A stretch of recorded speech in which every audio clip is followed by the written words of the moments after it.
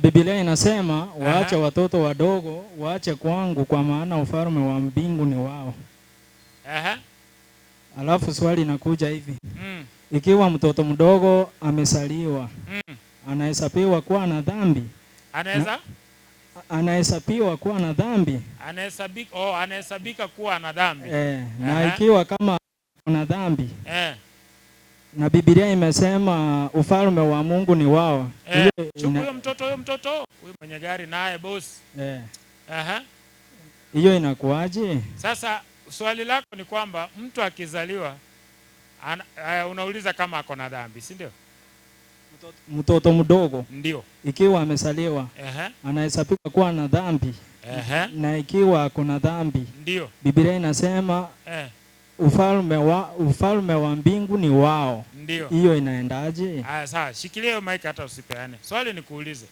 Tuseme hii nyumba ni tanki ya maji yenye ina supply hii area yote. Sawa? Na hayo maji yenye yako kwa hiyo tank ni masafi. Na kuuliza Nicholas, nikija nitupe umbwa ndani yenye imekufa, je, hayo maji nini itafanyika? Ongea. Ni wewe nauliza. Wewe jibu tu swali. Itachafuka. Maji yote itafanya nini? Itachafuka. Swali, mtu mwenye kama hii maji ina supply paka Railway Training Institute, wenye wako huko watapata maji safi ama itakuwa imechafuka? Itakuwa imechafuka. So kila maji yenye itatoka kwa hiyo tanga as long as iko na uchafu imechafuka, sawa? Very good. Nani alituzaa sisi, Nicholas? Sisi tulitoka kwa nani?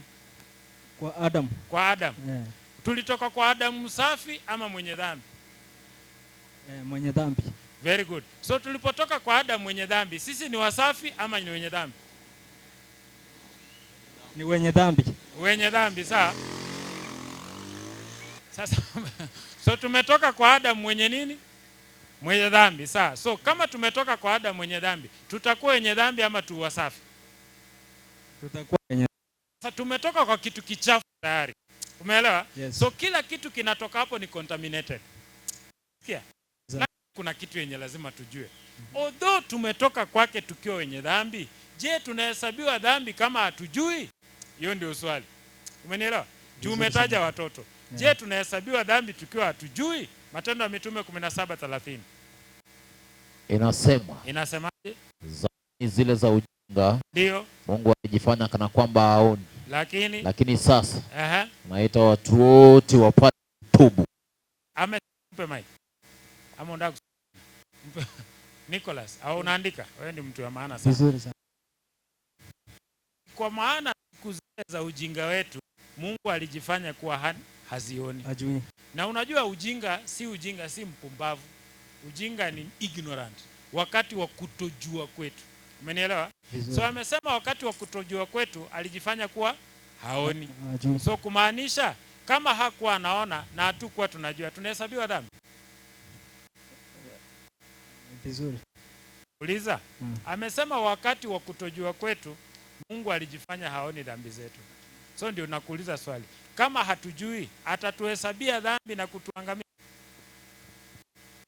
Hapana. Hawezi. Kwa nini? Kwa sababu hatujui ukweli.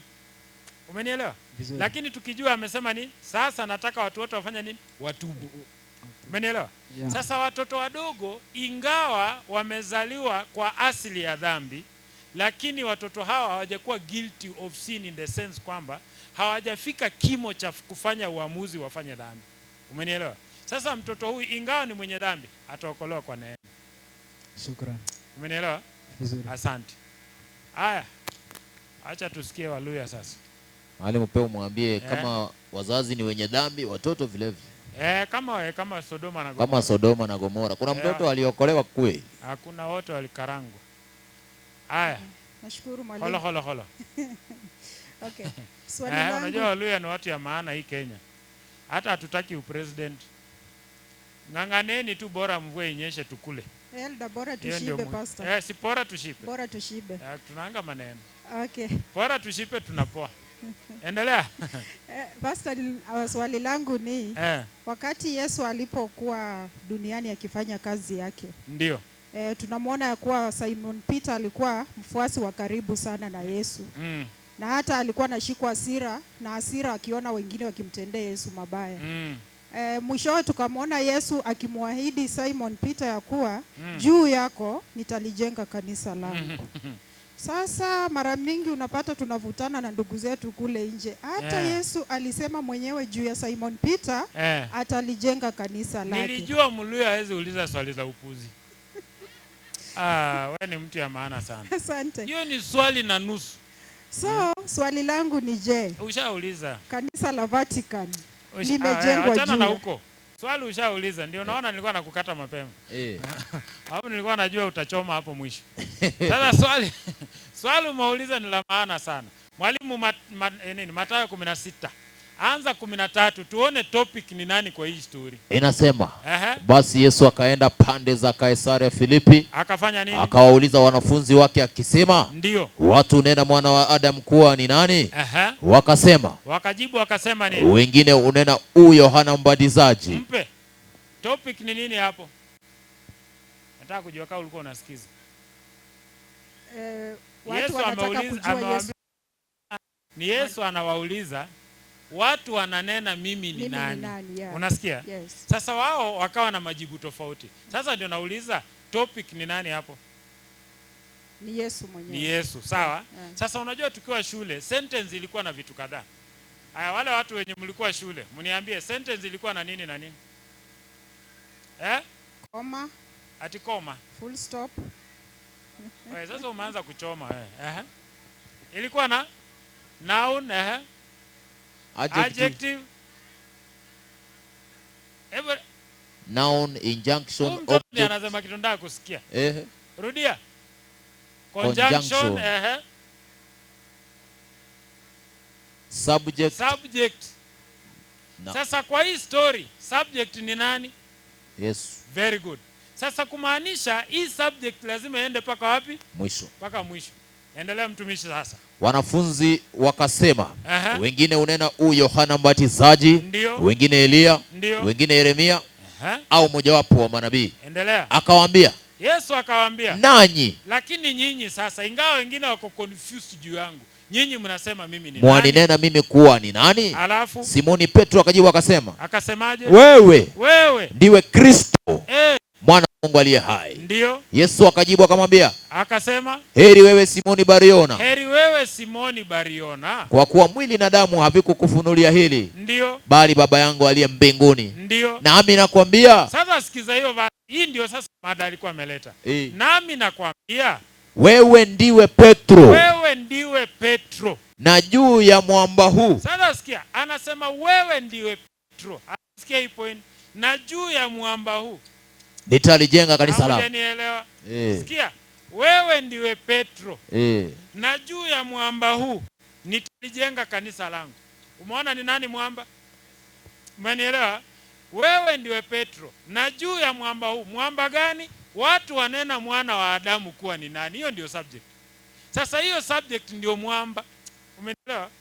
Kama acha tuweke katika lugha ya Kigiriki. Sawa? Naam. Hiyo Biblia anasema thou art Petros. Petros ni jiwe ambaye inaweza shikwa itupwe.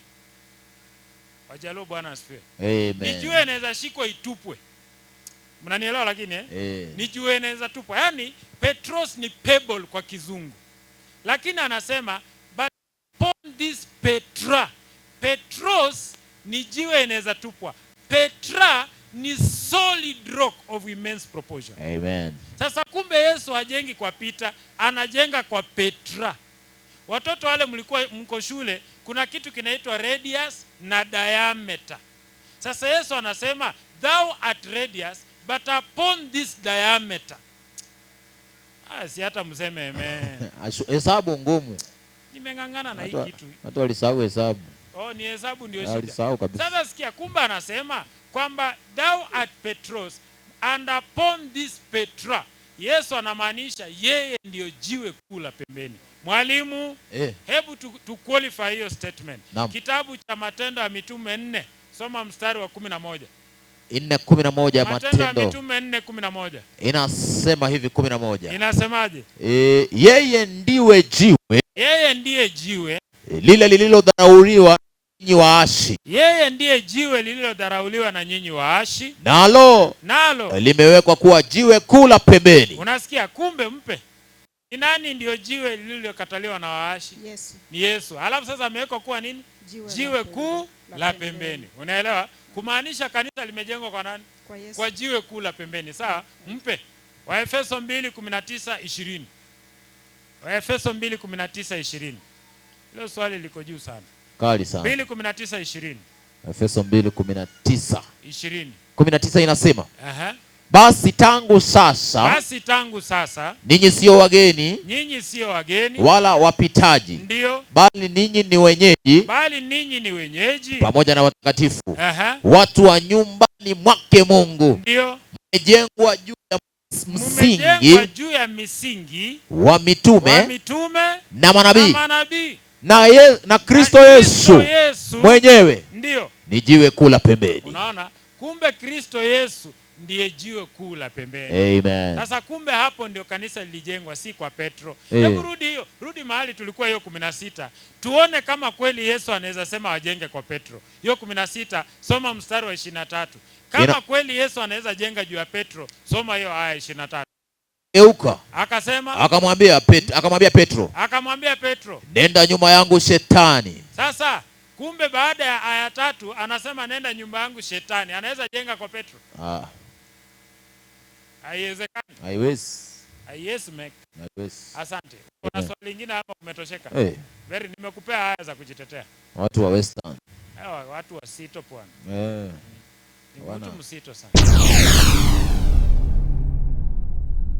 Get the point. Take a step forward.